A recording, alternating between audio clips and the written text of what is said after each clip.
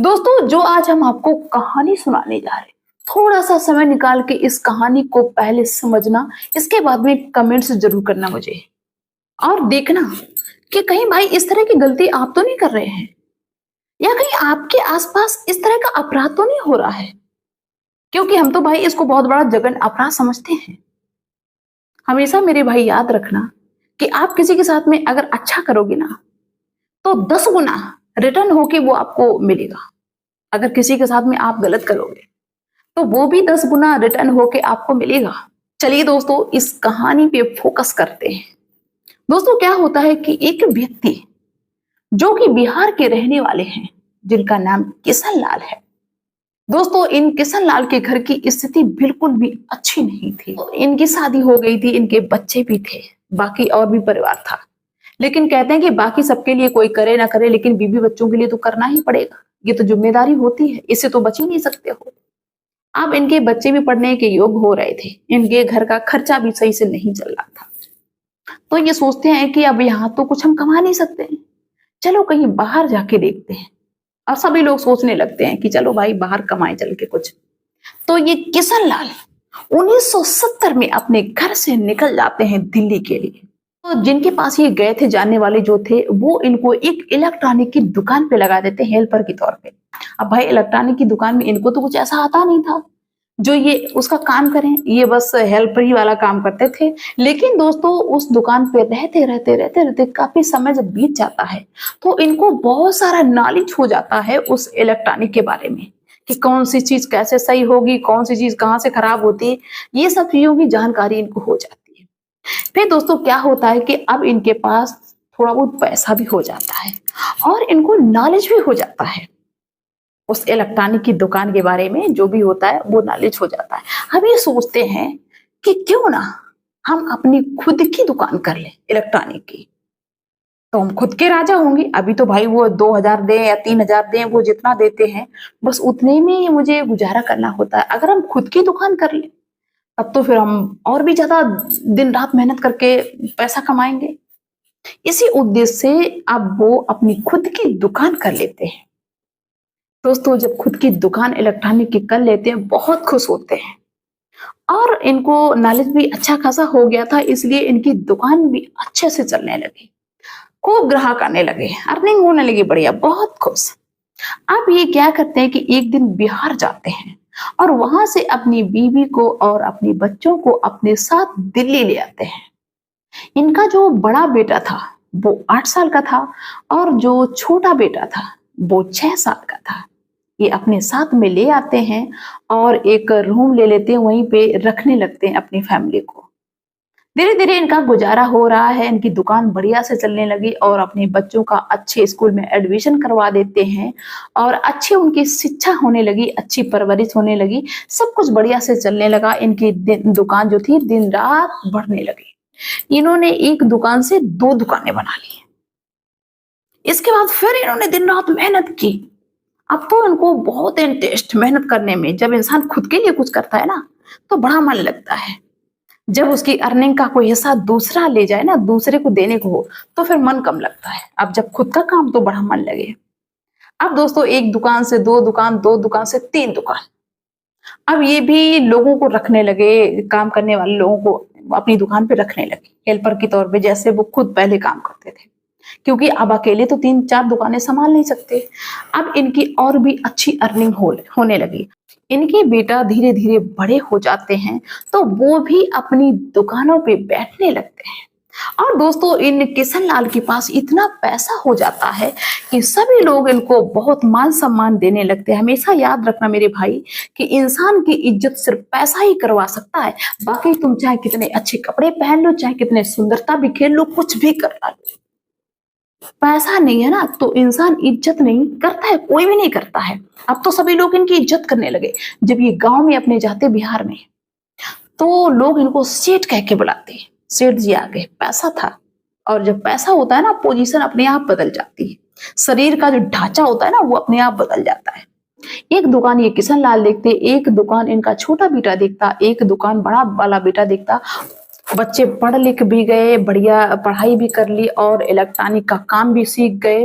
और भैया इनका तो वही हाल है कि दिन दूनी रात चौगुनी संपत्ति इनके घर में बढ़ने लगी। अब दोस्तों क्या होता है कि किशन लाल ये सोचते हैं कि अब कहीं मुझे अपने बच्चों के लिए महंगे फ्लैट लेने चाहिए। और दोस्तों जब ये अच्छी जगह पे अच्छे फ्लैट देखते हैं, क्योंकि हर जगह की कीमत होती है। आपने देखा होगा कि मेन रोड पे जो जगह है उसकी कीमत अलग है, अलग ऐसी एरिया में है जहाँ भाई अभी तक कुछ भी डेवलपमेंट नहीं हुआ, वहां की कीमत अलग होती। तो इन्होंने अच्छी जगह पे फ्लैट देखा तो वहां पे कीमत बहुत ज्यादा थी। इन्होंने 2 फ्लैट देखी, वो भी 80-80, 90-90 लाख के। तो इनके पास पैसा तो काफी था, लेकिन फिर भी दोस्तों थोड़ा बहुत कम पड़ रहा था। तो इन्होंने सोचा कि चलो ठीक है, इन दोनों फ्लैट को हम ले लेते हैं, मेरे दोनों बेटों के लिए एक एक फ्लैट हो जाएगा। और बाकी जो पैसा हम ब्याज पे ले रहे हैं, बैंक से उन्होंने लोन करवा लिया कि वो हम बाद में इसका चुकता कर देंगे। दोस्तों इन्होंने दोनों फ्लैट ले लिए, घर में खुशी का माहौल, सब कुछ बढ़िया। और इसके बाद किशन लाल जो थे वो भी बेचारे धीरे धीरे बुजुर्ग होने लगे। मतलब वो एक ऐसी उम्र में धीरे धीरे जाने लगे जहां से इंसान नहीं कहता कि अब हाथ पैर नहीं चलते। अब किशन लाल ये सोचने लगे कि हमने फ्लैट तो खरीद लिए, अब इसका जो लोन वोन है ये हमारे बेटे खुद ही कमा रहे, ये खुद ही दे देंगे, भर देंगे। अब मुझे इसकी चिंता क्या, मैंने इनको कामयाब बना दिया, इनकी लाइन बन गई, अब मुझे कमाने की कोई जरूरत नहीं, अब तो हम आराम से बैठे रहेंगे, कोई दिक्कत ही नहीं, अब ये खुद ही देखेंगे, देखने के योग हो गए। दोस्तों उनके मन में ये विचार था। किशन लाल ने अपने बड़े बेटे की शादी सन 1995 में कर दी। घर में बहू आ जाती है, घर में खुशियों का माहौल होता है, सब कुछ अच्छे से होता है। सन 1998 में किशन लाल ने अपने छोटे बेटा की भी शादी कर दी और कहने लगे अपने बेटों से कि भाई मेरी तो जिम्मेदारी खत्म हो गई, मैंने तुम सबको पढ़ाया लिखाया, योग बनाया, तुम्हारे लिए बिजनेस जो भी धंधा था, फ्लैट वगैरह सब कुछ मैंने तुम्हारे लिए कर दिया। तुमको मतलब कहीं ऐसा नहीं कि तुम भटको जाके, मैंने सब कुछ तुम्हारे लिए कर दिया, अपना पूरा जीवन लगा दिया तुम्हारी जिंदगी बनाने के चक्कर में। और अब हम आराम से रहना चाहते हैं, अब हम बिल्कुल भी काम नहीं करेंगे। बेटा कहते हैं ठीक है पिताजी तुम आराम से रहो, तुमसे किसने कहा कि काम करो। अब दोस्तों क्या होता है कि जो किशन लाल ने लोन लिया था उसकी किस्त के लिए नोटिस आता है कि भाई किस्त जमा करो, किस्तें तो जमा करनी होती है सभी को।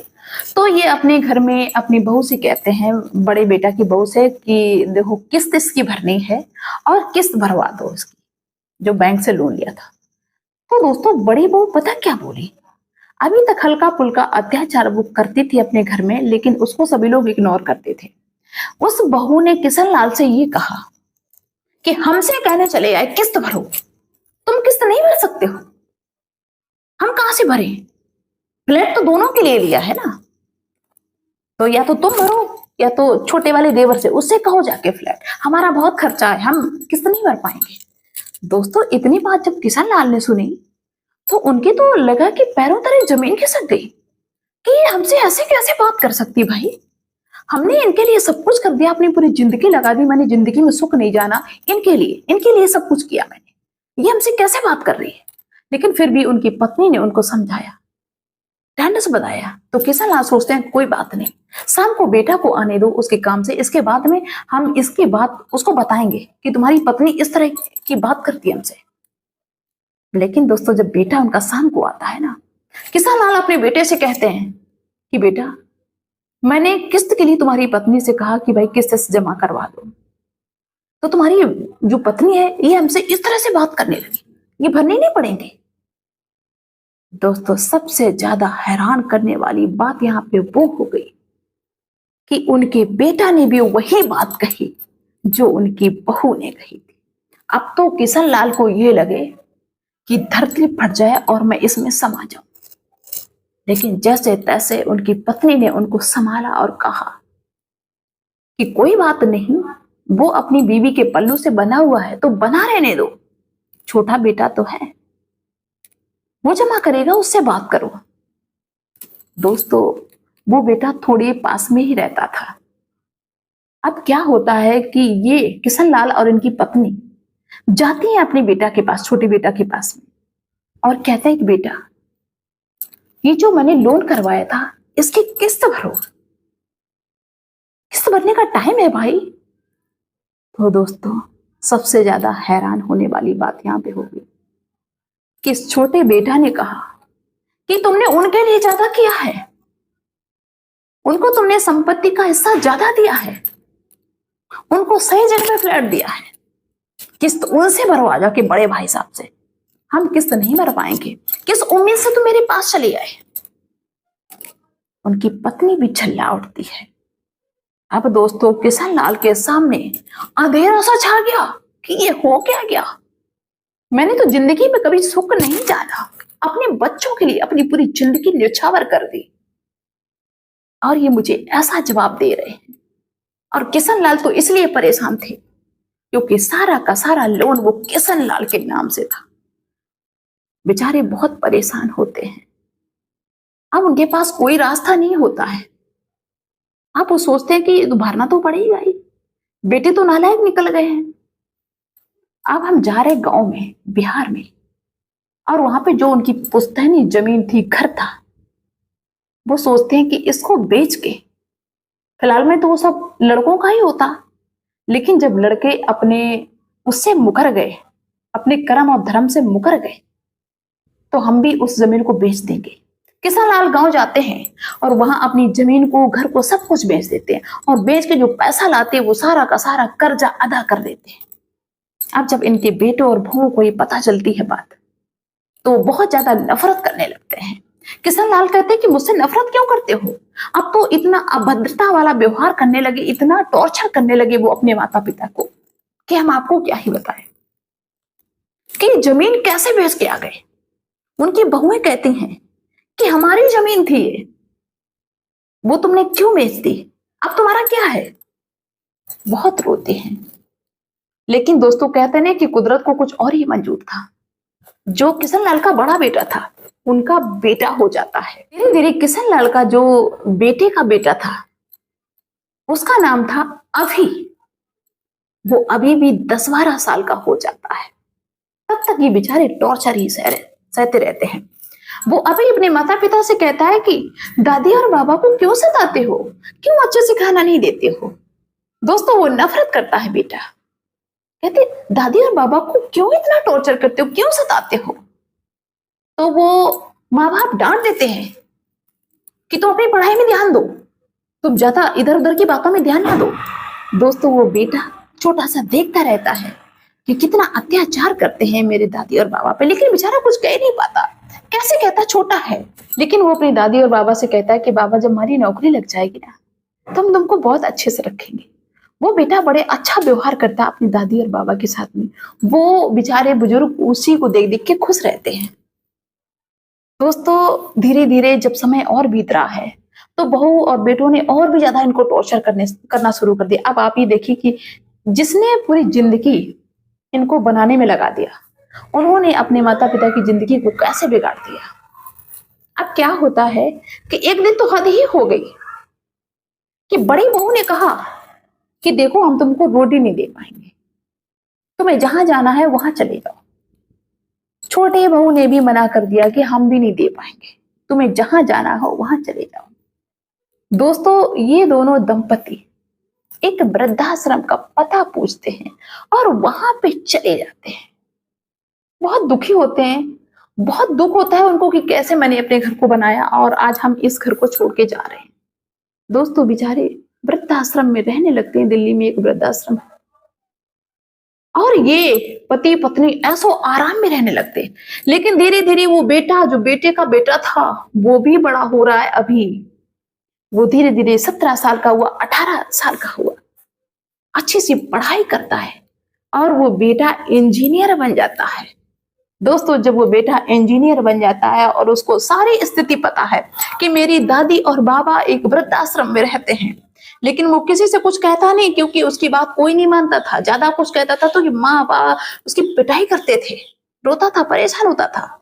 लेकिन उस बेटा के मन में यही चलता था कि जिस दिन हमारी नौकरी लग गई ना, सबसे पहले अपने दादी और बाबा को अपने पास लेके आएंगे। दोस्तों, वो इंजीनियर बन जाता है। इसके बाद में वो एक दिल्ली में एक अच्छा सा बड़ा सा फ्लैट खरीदता है, मकान बनवाता है और अपनी शादी भी कर लेता है, वो भी अपने माता पिता को बिना बताए और अपने दादी और बाबा को वृद्धाश्रम से लेके आता है और उनको लाके अपने घर में, अपने फ्लैट पे एक बहुत बड़ी पार्टी रखते हैं और उस पार्टी में सभी लोगों को बुलाते हैं, अपने चाचा को, चाची को, रिश्तेदारों को, अपने माता को, पिता को, सबसे ये कहते हैं कि मेरी नौकरी लग गई, इस खुशी में हम पार्टी कर रहे हैं। किसी को ये नहीं पता कि बेटा ने फ्लैट ले लिया, बेटा ने शादी कर ली, बेटा ने दादी और बाबा को अपने साथ में रख लिया, किसी को कानो कान खबर नहीं। लेकिन जब वहां जाके पता चलता है सभी को, उसके माता पिता को पता चलता है, तो माता पिता तो आग बबूला हो जाते हैं कि भाई किसी की बेटा ने चुपचाप शादी कर ली हो और जो उनके सबसे बड़े दुश्मन, उनके सास ससुर, उनको लाके रख दिया हो, उनको बात ये कैसे हजम होगी? नहीं हजम होगी ना। माता पिता आग बबूला हो जाते हैं जब जानते हैं कि इसने शादी कर ली और ये उनको वृद्धाश्रम से भी निकाल के लाया। तो उस अभी के माता पिता कहने लगे कि तू मेरा बेटा नहीं है, मेरा बेटा मर चुका है, तूने मुझसे बिना पूछे शादी कैसे कर ली, तूने मुझसे बिना पूछे ये फ्लैट कैसे बनवा लिया, तूने मुझसे बिना पूछे इन बूढ़ों को वृद्धाश्रम से कैसे निकाल लिया, तू मेरा बेटा नहीं हो सकता, नालायक है, आज से हम तेरे माँ बाप नहीं, तू मेरा बेटा नहीं। तो बेटा ने भरी महफिल में पता क्या कहा कि कौन किसका बेटा, तुमको तो हम जानते हैं, इसलिए मैंने तुमको बुलाया है इस पार्टी में। तुमको क्या लगता है कि हम तुम्हारे बेटा हैं? इस दुनिया में कौन किसका बेटा होता है भाई? कौन किसको जानता है? कोई अपने माता पिता को नहीं जानता है, तो हम कैसे तुम्हें पहचाने? कोई अपने बेटा को नहीं जानता, कोई अपने माता पिता को नहीं जानता, कोई अपनी बहू को नहीं जानता, कोई किसी को नहीं जानता, यहाँ कोई रिश्ता नहीं है। दोस्तों, इतनी बात जब उसके माता पिता सुनते हैं तो वो सन्न रह जाता है, क्योंकि उनको ऐसा लग रहा था कि अभी मुझसे माफी मांगेगा। अभी कहने लगता है कि हम जिस दिन से होश संभाले हैं उस दिन से हम ये देख रहे हैं कि दादी और बाबा ने कितना संघर्ष किया, तुमको पढ़ाया लिखाया, योग बनाया, तुम्हारे लिए महंगे महंगे फ्लैट लिए, क्या नहीं तुम्हारे लिए किया, और उनको तुमने दर दर भटकने पे मजबूर कर दिया। मेरी माता को एक पैसे की बुद्धि नहीं है, इनके अंदर इतना गुरूर है, ये किसी को कुछ समझते ही नहीं। अब तुम ऐसा करो ना, दादी और बाबा को हम तो अपने साथ ले आए, मेरी पत्नी है वो सेवा करेगी, कोई किसी का फर्ज निभाता ही नहीं। तुमने अपने बेटा और बहू होने का फर्ज नहीं निभाया, मैंने भी बेटा होने का फर्ज नहीं निभाया, मैंने भी शादी कर ली चुपचाप से। तुम्हें अपने माता पिता की जरूरत नहीं है तो मुझे भी अपने माता पिता की जरूरत नहीं पड़ी।